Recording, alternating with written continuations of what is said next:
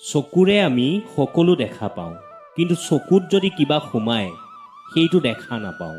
ঠিক তেনেদৰে আমিও আনৰ ভুলটো ঠিকেই দেখা পাওঁ, কিন্তু নিজৰটো একেবাৰে দেখা নাপাওঁ। সেয়ে কৈছোঁ, প্ৰথমে নিজৰ ভুলটো দেখিবলৈ সাহস কৰক, জীৱনটো সুখৰ হ'ব। কাউৰীক গাখীৰে গা ধুৱালেও যেনেদৰে বগা নহয়, ঠিক তেনেদৰে বদমাছ মানুহবোৰকো যিমানেই জ্ঞান নিদিয়ক কিয় বদমাছিৰ শেষ নহয়। এদিন এজন মানুহে এজন সাধুক সুধিলে, জীৱনত উৎসৱ পালন কৰা আটাইতকৈ ভাল দিন কোনটো? তেতিয়া সাধুৱে ক'লে, মৃত্যুৰ আগৰ দিনটো। তেতিয়া মানুহজনে ক'লে, মৃত্যুৰতো কোনো নিৰ্দিষ্ট সময় নাই। তেতিয়া সাধুৱে হাঁহি মাৰি ক'লে, শুনা, জীৱনৰ প্ৰতিটো দিনকে শেষ দিন বুলি ভাবা আৰু জীৱনটো আনন্দ লোৱা। খং কৰাটো নিজৰ হাতৰ কোঠা ভৰিত মৰাৰ দৰে, কিয়নো খং কৰিলে যাৰ ওপৰত খং কৰা হয় তাতকৈ বেছি নিজৰ ক্ষতি হয়। সেয়ে খং কৰিবলৈ বাদ দিয়ক। ধনেৰে দুখীয়া হ'লেও মনেৰে দুখীয়া নহবা। আপুনি আপোনাৰ জীৱনটোক সুখত ৰাখিব বিচাৰিছে নেকি? তেন্তে এটা কাম কৰক, সদায় সুখত থাকিবলৈ যত্ন কৰক।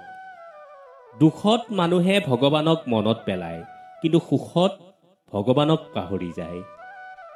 যদি সুখতো মানুহে ভগৱানৰ লগত থাকে, তেতিয়া জীৱনত দুখ কেতিয়াও নাহে।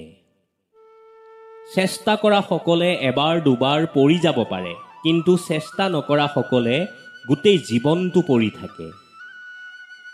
টকাই বিচনা কিনিব পাৰি, কিন্তু টোপনি নোৱাৰি। ঠিক তেনেকৈ টকাই ডাঙৰ ঘৰ কিনিব পাৰি, কিন্তু সুখ কিনিব নোৱাৰি। সফলতাৰ কোনো মাপকাঠি নাথাকে। এজন দুখীয়া দেউতাকৰ সন্তানে যদি ডাঙৰ হৈ অফিচাৰ হ'ব পাৰে, সেইটোৱেই তেওঁৰ সফলতা। আৰু কোনোবা ব্যক্তিৰ ওচৰত যদি দুবেলা দুমুঠি খোৱাৰ আহাৰ নাথাকে আৰু সেই ব্যক্তিজনে যদি দুবেলা দুমুঠি আহাৰ গোটাব পাৰে, সেইটোৱেই সফলতা। জীৱনৰ পৰা দূৰ নহ'ব, কিয়নো জীৱনৰ পৰা দূৰত থাকিলে শান্তি কেতিয়াও নাপায়। সফল হোৱা মানুহবোৰে সদায় সুখী হৈ থাকে, আৰু যিয়ে সুখী হৈ থাকে তেওঁৱেই সফল হয়।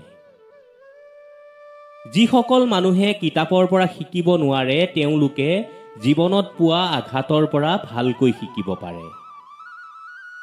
নিজৰ শক্তি আৰু দুৰ্বলতাক ভালকৈ জানক আৰু নিজৰ শক্তিক সফলতা পাবলৈ প্ৰয়োগ কৰক, আৰু দুৰ্বলতাবোৰক শক্তিলৈ পৰিৱৰ্তন কৰক। আৰু যদি কোনো মানুহে নিজৰ শক্তিক চিনে, তেন্তে তেওঁ যিকোনো কাম কৰিব পাৰে। সত্য সদায় পানীৰ ওপৰত পেলাই দিয়া তেলৰ টোপালটোৰ সমান। আপুনি যিমানেই পানী নাঢালক কিয়, সি সদায় ওপৰতেই থাকে। সেইকাৰণে সঁচা অন্তৰেৰে গঢ়া সম্পৰ্কবোৰ সদায় জীয়াই থাকে। মানৱতাই মানৱক মানৱ বনায়। পৰিশ্ৰমে যিকোনো লক্ষ্যক সহজ কৰি দিয়ে। মানুহে ভগৱানক মন্দিৰত এনে পূজা নকৰে, বিশ্বাসেইটো পাথৰক ভগৱান বনাই দিয়ে।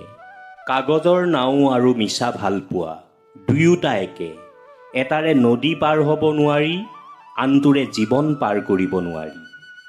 সংগীত সলনি হোৱাৰ লগে লগে যেনেকৈ নৃত্য সলনি হয়, ঠিক একেদৰে কিছুমান মানুহ স্বাৰ্থৰ কাৰণে সলনি হয়। বৰষুণত যিটো ছাতিয়ে ৰক্ষা কৰে, সেই ছাতিটোকে বৰষুণ যোৱাৰ পিছত বুজা যেন লাগে। ঠিক তেনেকৈ যদি স্বাৰ্থ লৈ সম্পৰ্কত আহে, স্বাৰ্থ শেষ হোৱাৰ পিছত সেই সম্পৰ্কও বুজা যেন লাগে। এইটোৱেই বাস্তৱ। স্পীড ব্ৰেকাৰ যিমানেই ডাঙৰ নহওক কিয়, গতি লেহেমীয়া কৰিলে যেনেদৰে কোনো ক্ষতি নহয়, ঠিক একেদৰে জীৱনত যিমানেই ডাঙৰ অসুবিধা নহওক কিয়, শান্তভাৱে চিন্তা কৰিলে কোনো ধৰণৰ বিপৰ্যয় নহয়। আজিকালি জীৱন হওক বা হোৱাটছএপ, মানুহে মাথো ষ্টেটাছ চেক কৰে। আনৰ কাৰণে কেতিয়াও নিজক সলনি নকৰিব। প্ৰয়োজন হ'লে নিজৰ বাবে নিজক সলনি কৰক। খঙক মনত ঠাই দিলে সম্পৰ্ক নষ্ট হয়। অভিমান পুহি ৰাখিলে দূৰত্বৰ সৃষ্টি হয়। কিন্তু সকলো পাহৰি ক্ষমা কৰি দিলে সম্পৰ্ক স্থায়ী হয়। সেইকাৰণে কাৰোবাক ভাল পালে মনৰ পৰা ভাল পাব, অভিনয় কৰি নহয়। ছেভ হ'ব খুজিলে কাৰোবাৰ হৃদয়ত ছেভ হ'ব লাগে, ফোনৰ গেলাৰীত নহয়। ফোনৰ গেলাৰীৰ পৰা এদিন নহয় এদিন ডিলিট কৰি দিব, কিন্তু হৃদয়ত ছেভ হ'লে ডিলিট হোৱা সম্ভাৱনা নাথাকে। শত্ৰুৰ উপদেশ গ্ৰহণ কৰা যদি শত্ৰু জ্ঞানী হয়, আৰু বন্ধুৰ উপদেশ বৰ্জন কৰা যদি বন্ধু মূৰ্খ হয়। জীৱনত এনে মানুহক আপোন কৰিলে পস্তাব লগা নহয়, যি আইনা আৰু ছায়াৰ দৰে হয়, কাৰণ আইনাই কেতিয়াও মিছা কথা নকয় আৰু ছায়াই কেতিয়াও এৰি নাযায়। যেতিয়া বান আহে মাছে কীট পতংগ খায়, আৰু যেতিয়া পানী শুকাই যায় সেই কীট পতংগই মাছ খায়।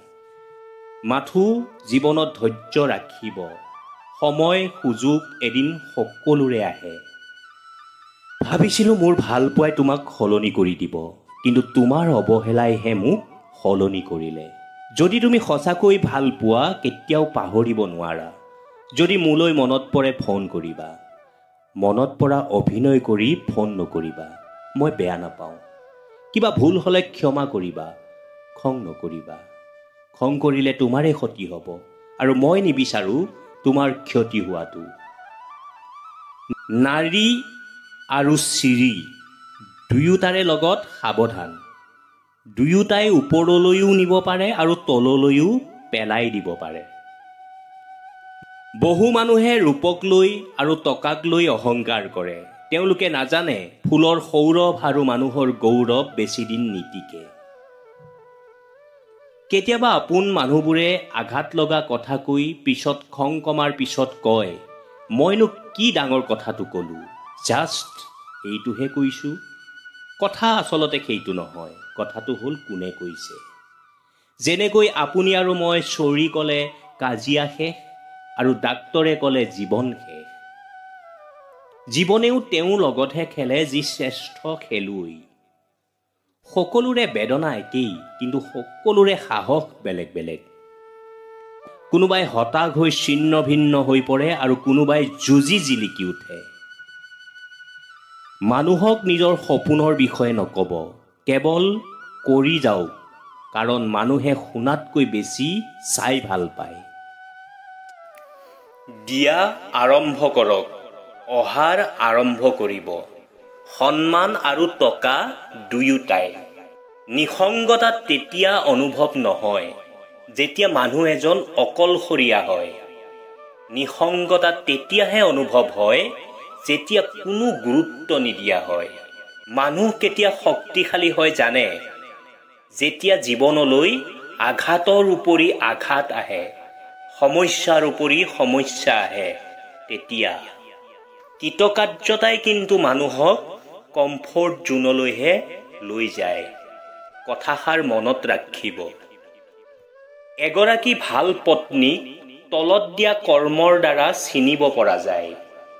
যিয়ে পতিক পুৱা ভাগত নিজৰ মাকৰ দৰে সেৱা কৰে, দিনত এগৰাকী ভনীৰ দৰে মৰম কৰে, আৰু ৰাতি এগৰাকী বেশ্যাৰ দৰে পতিক সন্তুষ্ট কৰে।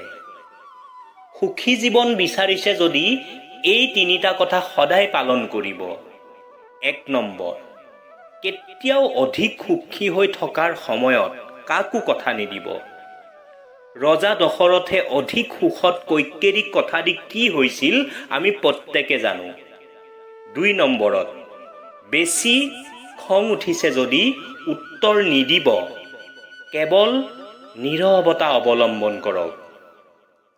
দুখী হৈ থকাৰ সময়ত কেতিয়াও সিদ্ধান্ত নল'ব। এনে সময়ত লোৱাৰ সিদ্ধান্তৰ বাবেই মানুহে আত্মহত্যা পৰ্যন্ত পথ বাছি লয়। মানুহে আপোনাক এই তিনিটা কথাৰ কাৰণে নিচ দেখায়। 1 নম্বৰত, যেতিয়া আপুনি কাৰোবাৰ সকলো কথাতে হয় ভৰ দি সকলো সময়তে লগত থাকে। 2 নম্বৰত, সকলো সময়তে যেতিয়া আপুনি কাৰোবাৰ বাবে উপলব্ধ হৈ থাকিব। 3 নম্বৰত, যেতিয়া কোনোবাই ভাও দেখালেও আপুনি যদি ওচৰলৈ যায়। তেতিয়া